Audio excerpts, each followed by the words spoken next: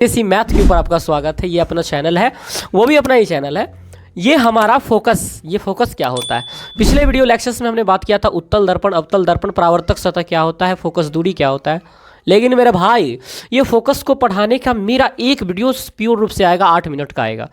Focus को कैसे समझा जाए, बहुत इंपॉर्टेंट फोकस है। क्या आप जानते हैं? नहीं जानते हैं तो थोड़ी देर तो रुक जाइए। और भाई बहुत मेहनत कर रहे हैं, प्यारा सा एक लाइक अगर आप दबा देंगे तो मुझे बहुत मोटिवेशन मिलेगा। सब्सक्राइब कर दीजिएगा। देखिए, हम कह रहे हैं कि मान लीजिए ये कोई दर्पण है, मान लीजिए कोई दर्पण है। अब इस दर्पण को हम नहीं पहचान रहे कि कौन सा दर्पण है। इसका ये वाला पार्ट जो है क्या कलर किया हुआ है। अब आप खुद समझ जाइए कौन सा दर्पण है। तो आप कहिएगा सर ये अवतल दर्पण है, ये कौन सा दर्पण है, अवतल दर्पण है या फिर उत्तल दर्पण है। कोई भी दर्पण हो उससे आपको मतलब नहीं है, अपने को मतलब है फोकस से। तो सर कहोगे कि इसका ये पोल है, दर्पण के परावर्तक सतह का जो मिड पॉइंट होता है दर्पण का, न कि गोला का, उसको कहते हैं पोल।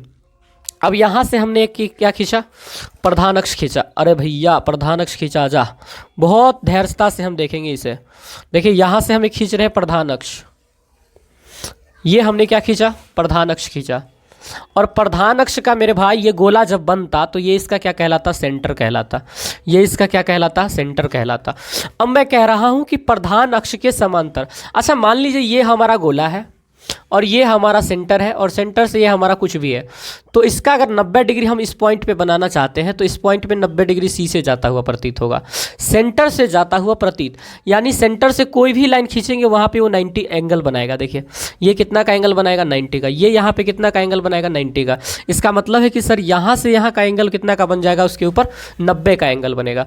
लेकिन मैं क्या करता हूँ, प्रधान अक्ष के पैरेलल कोई लाइन को लाता हूँ।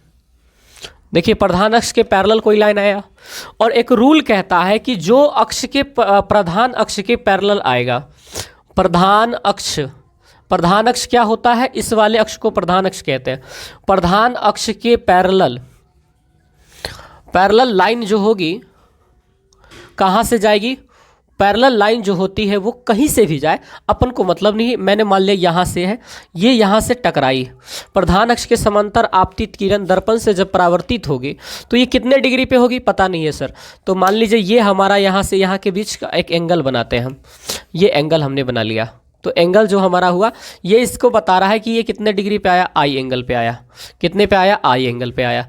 तो ये जाएगी कितने पे, आर एंगल पे चली जाएगी।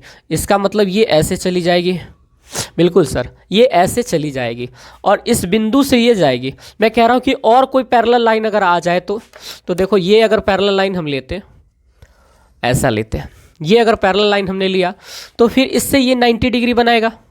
अरे इससे ये कितना डिग्री का बनाएगा, तो सर कहोगे ये आई पे आया तो जाएगा कितने पे, आर पे। आर पे चला गया, ये वाली किरण ऐसे हो गई, ये वाली किरण ऐसे। फिर नीचे से अगर कोई पैरेलल आया तो सर ऐसे पैरेलल आया तो ये भी कहाँ से जाएगा, फोकस से ही जाएगा। हमने क्या समझा कि प्रधान अक्ष के समांतर जब हम पैरेलल लाइन गुजारते हैं तो ये परावर्तन के बाद एक ही बिंदु से जाती है। और जिस बिंदु से मेरे भाई जाती है, ये ऐसा है, ये ऐसा है और ये जाने वाली है। और जिस बिंदु से जाती है उसे क्या कहा जाता है, फोकस। क्या कहा जाता है, फोकस कहा जाता है। तो याद रखिएगा, प्रधान अक्ष के समांतर आने वाली किरण, प्रधान अक्ष ये है क्या है, प्रधान अक्ष है। ये क्या है, प्रधान अक्ष है। प्रधान अक्ष के पैरेलल आने वाली किरण इस दर्पण से परावर्तन के बाद प्रधान अक्ष के जिस बिंदु से जाती है उसे क्या कहा जाता है, फोकस। प्रधान अक्ष के समांतर आपतित किरण दर्पण से परावर्तन के बाद जिस बिंदु से जाती है उसे क्या कहा जाता है, फोकस। अगर आप लिखना चाहें तो लिख लीजिए कि प्रधान अक्ष के पैरेलल लाइन दर्पण से परावर्तन के बाद, दर्पण से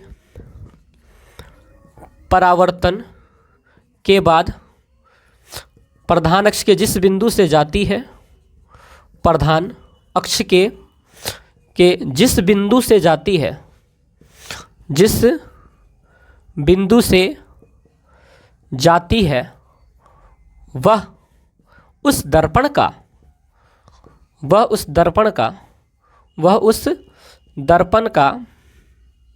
क्या कहलाती है, फोकस कहलाती है। फोकस क्या कहलाती है, फोकस कहलाती है। तो ये इसका क्या कहला जाएगा, फोकस कहला जाएगा। लेकिन दूसरे दर्पण में अगर हम, आप ये इमेज को लिख लीजिए और यहाँ से डेफिनेशंस को लिख लीजिए। और फोकस को क्या चीज़ से डिनोट किया जाता है, तो डिनोट जो मेरे प्यारे छात्र किया जाता है, इसे कैपिटल एफ से किया जाता है। और फोकस का जो डिस्टेंस होता है, यानी यहाँ से लेकर के यहाँ तक की जो डिस्टेंस, इसको स्मॉल एफ से हम डिनोट करेंगे। दोनों एफ बराबर ना हो जाए इसलिए इसको कैपिटल और इसको स्मॉल रखा गया है, ध्यान रखिएगा इस बात को। डिनोट किया जाता है फोकस को एफ से, फोकस डिस्टेंस को किया जाता है, फोकस जो होता है उसके डिस्टेंस को अगर मेजर करना है तो उसके लिए हम एक सिंबल का इस्तेमाल करते हैं, वो स्मॉल एफ का इस्तेमाल करते हैं। आप इसे ध्यान रखिएगा। अब मैं दूसरे दर्पण में आपको करके दिखाता हूं मेरे भाई। देखो, मैंने भी तुझे कितना बेकरार किया है, प्यार किया है रे, बहुत प्यार किया है।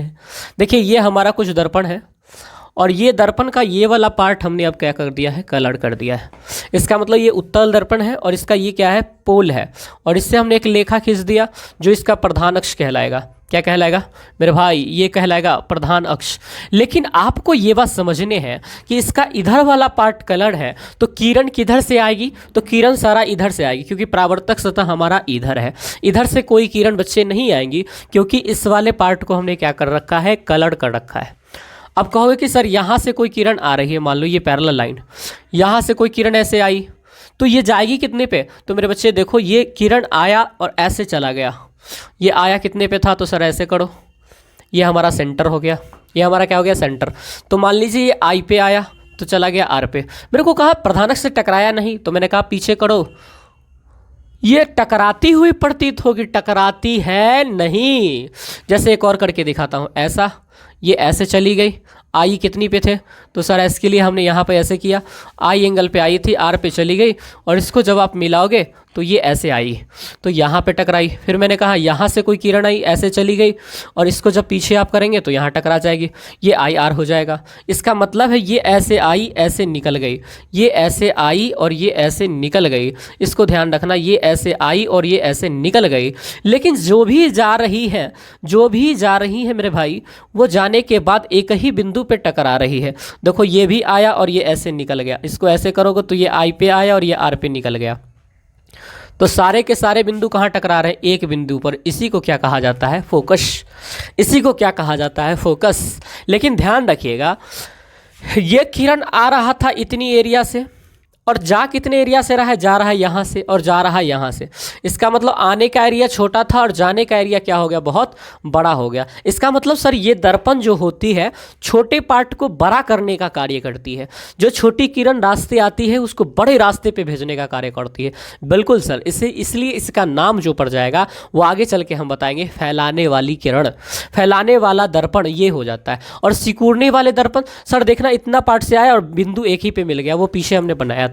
इसलिए याद रखेंगे, जब कोई किरण प्रधान अक्ष के समांतर आती है तो दर्पण से परावर्तन के बाद फोकस से जाती है या जाती हुई प्रतीत होती है। ओरिजिनल नहीं है, ये प्रतीत हो रही है। इसे कहा जाता है फोकस। क्या कहा जाता है, फोकस। इसका उल्टा भी याद रखना कि फोकस से अगर कोई किरण आएगा तो दर्पण से परावर्तन के बाद प्रधान अक्ष के क्या हो जाएगा, पैरेलल। ये हमारा है फोकस। और फोकस से कोई किरण ऐसे गया तो प्रधान अक्ष के ये पैरेलल हो जाएगा, ऐसे गया तो ऐसे हो जाएगा, प्रधान अक्ष के क्या हो जाएगा, पैरेलल हो जाएगा। दोनों बात याद रखना कि अगर फोकस से आया तो पैरेलल, और पैरेलल आया तो ये कहां से जाएगा, फोकस। ये दोनों बातों को मेरे भाई याद रखना। तो मिलते हैं फिर नई वीडियोस के साथ, नई उमंगों के साथ। तब तक के लिए आप सभी को शुक्रिया। लेकिन भाई प्यारा सा एक लाइक दे दीजिएगा, बहुत मेहनत लगता है। Thank you very much.